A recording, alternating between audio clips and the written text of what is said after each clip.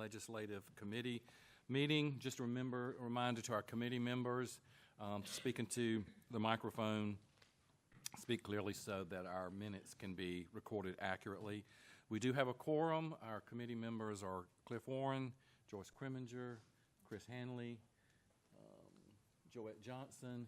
Jackie is not with us today, but we do have a quorum. Is there any objection to approving the minutes as presented? Hearing none, the minutes are approved by unanimous consent. Is there any objection to approving the agenda as presented? Hearing none, our agenda is approved by unanimous consent. We'd like to welcome everybody here for our early morning, early bird Legislative Committee meeting.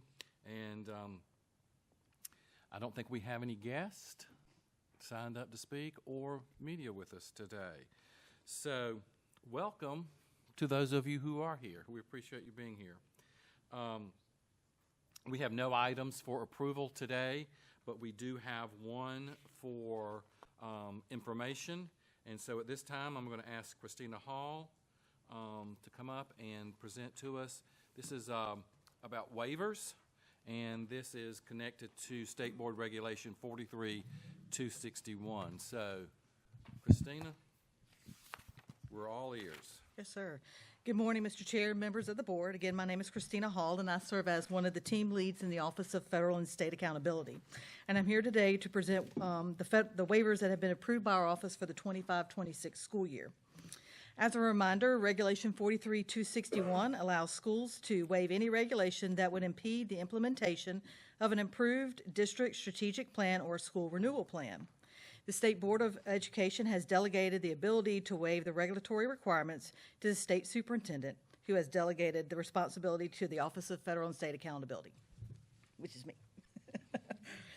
This regulation requires the state superintendent to report regularly to the State Board of Education on all waivers issued by the state superintendent and to maintain a central electronic location for all waivers issued by the state board and the state superintendent. So the Office of Federal State Accountability has compiled a list of waivers issued during the 25-26 school year. Now, I know you're thinking the 25-26 school year is not over yet, and you are correct. However, the District Strategic School Renewal Plans are due April 30th by law, which is State Law 5918-1310 and Regulation 43-261. So all plans have been turned in, so all waivers are on hold for a minute until we approve the plans that have been submitted. Once those plans have been approved, then we will go back to issuing waivers as needed. An electronic waiver log can be found on our agency's website, located under Districts and Schools, State Accountability, and Waiver Request. This log will be updated at the conclusion of this meeting. But I wanted to take a moment and give you guys a synopsis of the waivers that were issued this year. In your board packets, there was a spreadsheet of all the waivers that have been issued this school year, but let me just do a little recap on it. There were 10 waivers to delay the submission of the district strategic and school renewal plans. Now, I know you're going to think that's a lot, but the backstory to that is Cognia got behind during COVID. They allowed some leniency on when that was going to be done. So they have gotten out of sync, and so we've had a conversation with Cognia, and we have come to an agreement. We're going to let them rebalance themselves on the load for accreditation. So districts that want to get in line with their district strategic renewal plan, what we call their initial plan, the first one they do every 5 years, and get that in line with their accreditation, they can submit a waiver to do so.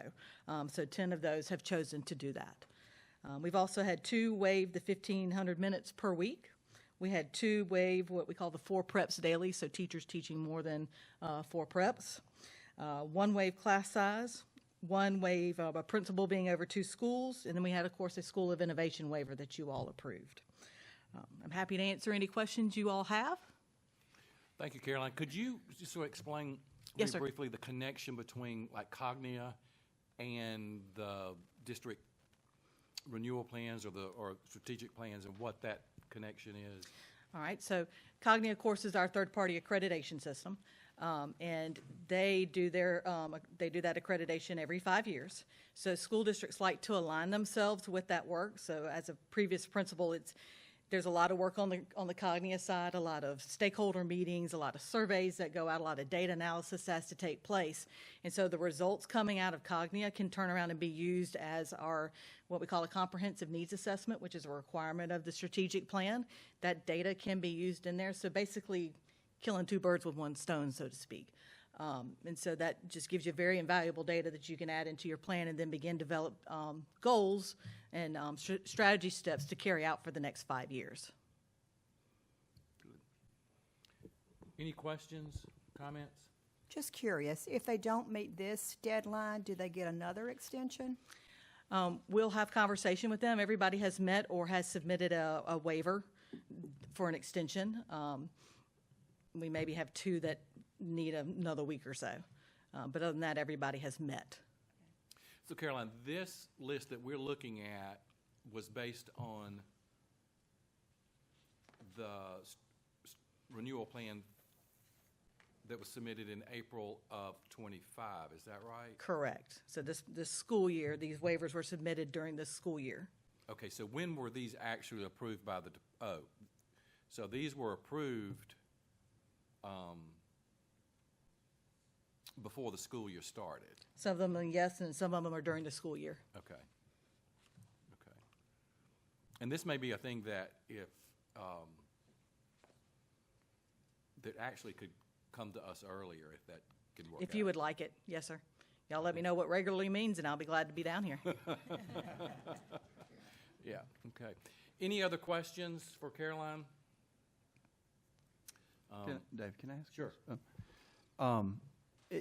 I've seen this a couple times when I was on the local board in Greenwood, but there definitely is a lot of feedback that comes from the meetings that they have with the community on the strategic plan. But it definitely, I don't know if any other districts are doing this or not, but it definitely is, the district's response is obviously to satisfy the requirements of the state department with the plan, but it doesn't seem to be a lot of really looking at their own, internal numbers and kind of planning out as far as, capital improvements or even what the long-term sort of outlook looks for that local district. Is there anybody that's kind of taking this opportunity to kind of run with it and do more sort of, internal looking at the future of their area or their community versus just doing this to satisfy and check off the box for the state? Yes, sir. I can't get into capital improvement and the finance end, but our office and my team specifically has been working this year to clean up the plan, make it a little more user-friendly. So we switched to a Word template, which the field seems to like at this point. Explaining what really goes into each one of these parts. I think we've been out 11 times to to the districts around the state, and we've got about 6 on the docket coming in the fall, and hopefully more coming, explaining each one of what each step is and how to use it, and how to use it to their advantage, especially with the federal side, because what we've noticed is that districts are telling us one thing, and they're spending their money on something else, and they're working too hard. So trying to get them to understand, if you combine all that together into one plan, your life will get a little bit easier, and trying to get them to understand this is like a business plan. You create a business plan for 3 to 5 years out. So how are you going to spend your money, use your resources to get there, and having them really think through that process. And we're beginning, the plans we've read thus far, the comments along the team have been, we are seeing the changes that we have been speaking about to the districts around the state. So we've got templates out there. That's a new thing from our office. We made up a district. We made up the schools. We made up the board members. AI was a great little tool. And so now they have templates that they can, if I'm an elementary school principal, I can pull up an elementary school, and it's not perfect. It's got chronic absenteeism problems. It's got discipline issues, and how to work through those things. Not the silver bullet for everything, but to give principals an idea of hey, okay, here's a way I can start working through this. Right. We've had town halls. We've done all sorts of things. So the field has really responded to the work we've put out there. That'd be great. Thank you for your. You're welcome. It. Mr. Chair, I'll add also, we completed Cognia back in February, and we had a 2-member team for our visit. So I don't know, and that's unusual. Usually there's 4, 5, or 6. I don't know if it's because they're dividing up more to try to play some catch up, or there's not as many entering into the Cognia world to conduct these visits, but that causes delay also in getting your school district report back. In fact, that normally that day you get a short briefing of some early findings and so forth, but they didn't really have I don't think the team power to even make that happen for us. But I just add that because I don't know if they're shorthanded or what's happening, but it's causing delay also because it was some time before we got our report back. Yeah, and Joey, I think you bring up a good point that we often don't realize. The third-party accreditation with Cognia, there's an on-site visit. They come and spend several days, and so it's pretty intense during that time, and they're looking at everything. But Caroline, I was glad to hear a template because, I've always said all God's children got a renewal plan. We've written so many. But just simplify it. Yes. If it could be a one-pager, an action plan, that would be I great. wish it could. And I know We're you're working on bound it. by the legislature and what they require, but more is not always better. Correct. With that. So I'm glad to hear y'all are doing Yeah. a template. That will help. Any other questions for Caroline? Just one that I heard a principal just recently, and this is what we were Christine. talking It's about. okay. It's okay, Mr. Mathis. I know a We're Caroline good. Hall, so. We're good. Do they, I don't know how to word this delicately, at what point must they ask for the waiver? It seems as if the person that was talking with me, they knew they could probably get one. And so the reason they were asking for it, not saying it wasn't legitimate, but whether or not the district had done their due diligence before they went to the point of asking for a waiver, it seemed as if they just knew that there was a way they could kind of scoot around what the actual requirement was. Can you address that? And at what point in time must they ask for the waiver? Is there a deadline by which? This was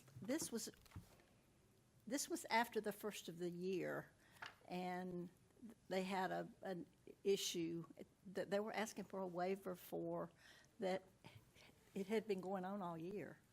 It was not a new problem, is what I'm saying. At what point in time, is there a deadline by which it must occur?